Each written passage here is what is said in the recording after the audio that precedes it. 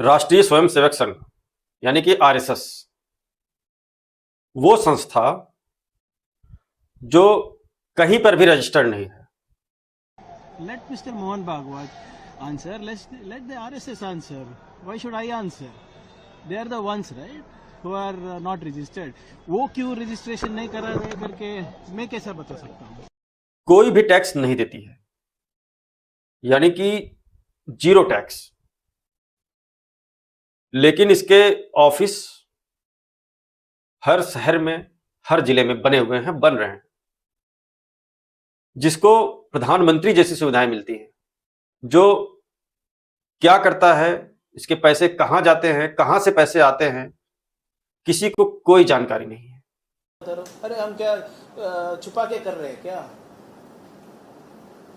हम संघ के नाम पर ही कर रहे हैं। मैं भी वही पूछ रहा हूँ, संघ के नाम पे कर रहे हैं तो भैया संघ क्या है, कौन है, आपका पैसा कहाँ से आता है, वही तो पूछ रहा हूँ मैं भी। वो भी वही बोल रहे हैं, हम भी वही बोल रहे हैं। क्योंकि कभी ऑडिट ही नहीं होता है। भारत सरकार और आरएसएस दोनों को लोग बराबर मानते हैं, यानी कि इक्वल टू मानते हैं। कहा जाता है कि भारत सरकार को आरएसएस चला रही है, इसीलिए इसे इतना प्रिविलेज मिलता है।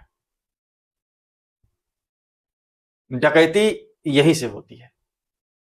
इसी को लेकर कर्नाटका के मंत्री और मल्लिकार्जुन खड़गे, जो कांग्रेस के प्रेसिडेंट हैं, उनके पुत्र प्रियांक खड़गे आरएसएस से सफाई मांगी है कि ये आरएसएस है क्या, जो ना तो टैक्स देती है, ना तो इसके पैसे कहां से आते हैं, कहां जाते हैं, इसका कोई ऑडिट होता है। ये सब चीजें बाहर आनी चाहिए, क्योंकि पूरी आरएसएस ही भारत सरकार को चला रही है। ये लोगों का आरोप है, मेरा नहीं।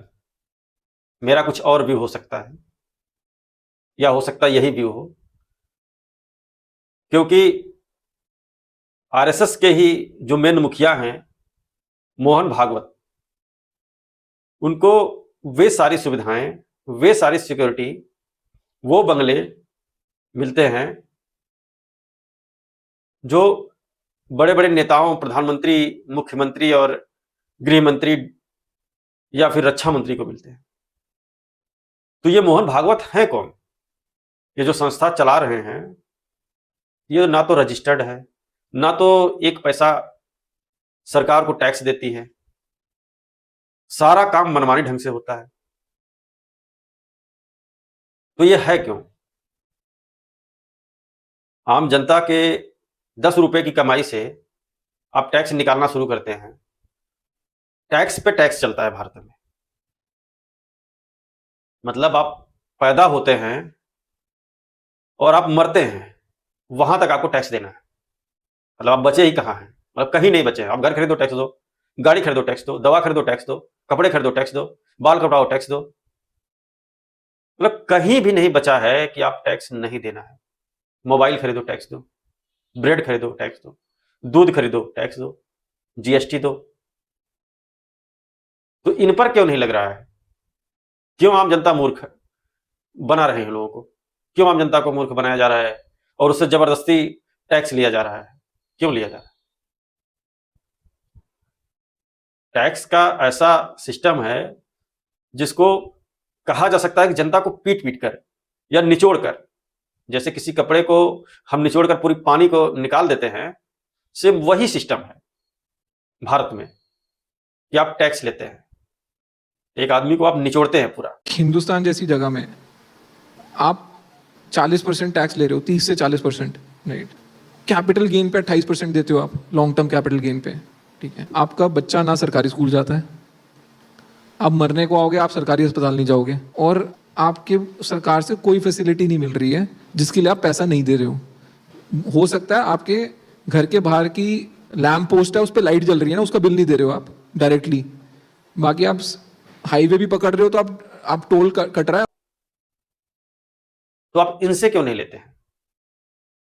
अब प्रियंक खड़गे के इस मांग से पूरे आरएसएस में खलबली मची हुई है, क्योंकि जवाब दिया नहीं जा रहा है। क्योंकि ये लोग ऐसे एक नया पे नया कुछ ना कुछ ले आते हैं। जैसे आपने देखा होगा, कोविड टाइम पे जो लूट की गई थी, जनता को निचोड़ कर पैसा जो लिया गया था, वो बना PM care fund. PP kit आएगी, कोविड के लिए वैक्सीन आएगी। इन सब चीजों को लेकर प्रधानमंत्री ने एक भीख के रूप में मांगा कि हम पीएम केयर फंड में हमको पैसा दीजिए ताकि हम कोविड से निपट सके। और जब सब लोग दे दिए पैसे, सब लोगों ने उसमें भर दिया, तो फिर क्या था आगे? वही नेता हैं तो बदल ही जाएंगे, कहाँ एक बात पे टिके रहेंगे।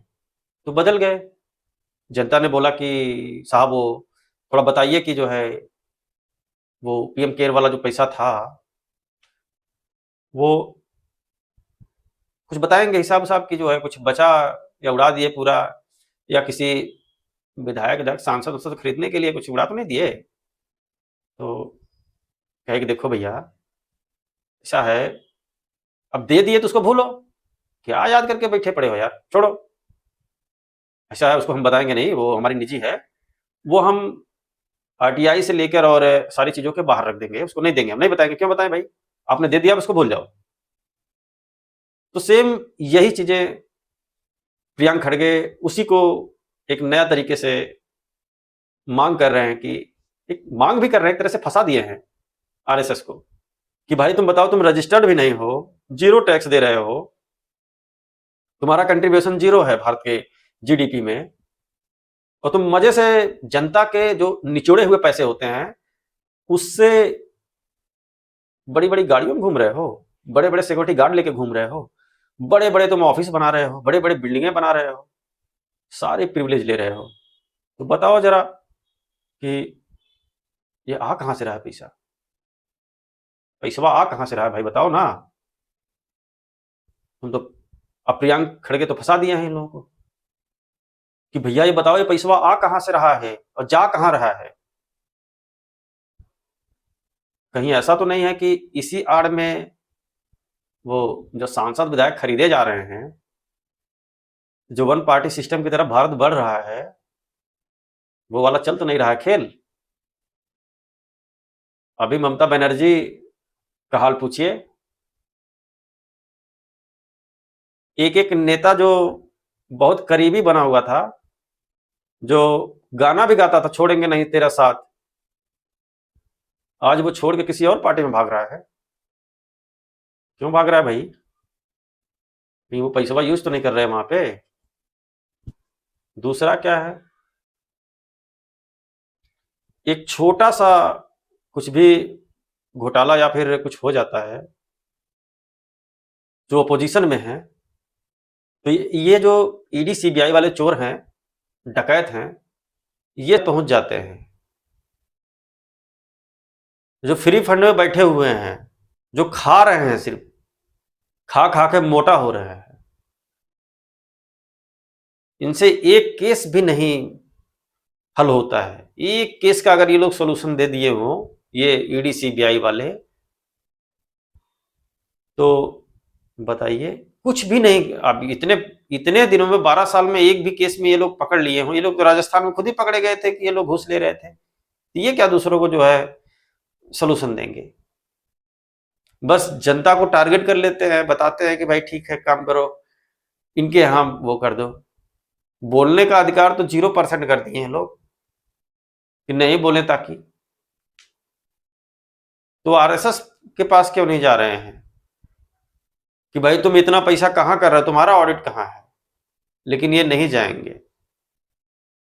क्योंकि ये सरकार के या आरएसएस के पाले हुए तोता, ये सुप्रीम कोर्ट ने कहा था, हम कहेंगे पाले हुए कुत्ते हैं, जो जहां जरूरत होती है वहां पर भौंकते हैं, जहां नहीं जरूरत है वहां नहीं भौंकेंगे, उस टाइप के हैं। और एक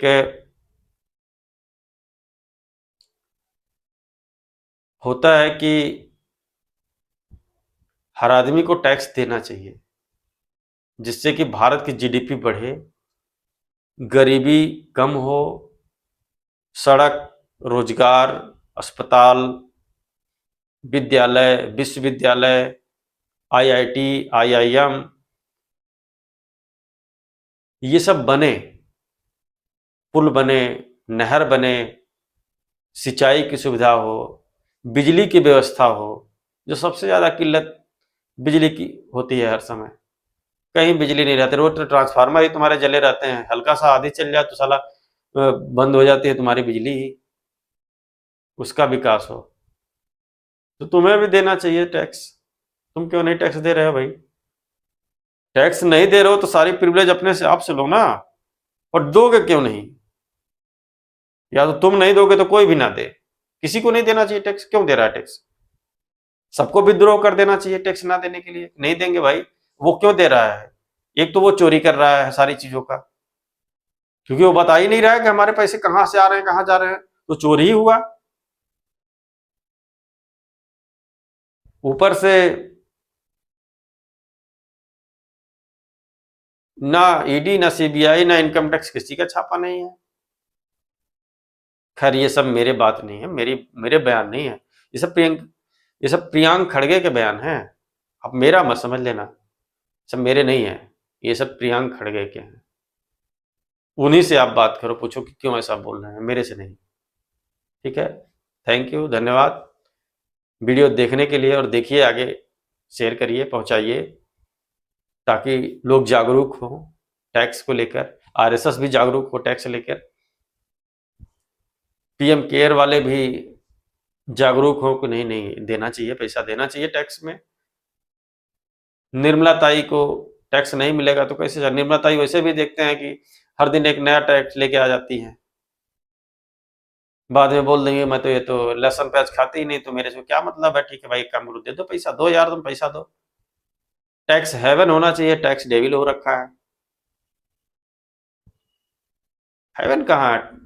हेवन वाला देश कोई और है, इसीलिए लोग भाग रहे हैं, किसी और देश में जा जाके लोग बस रहे हैं।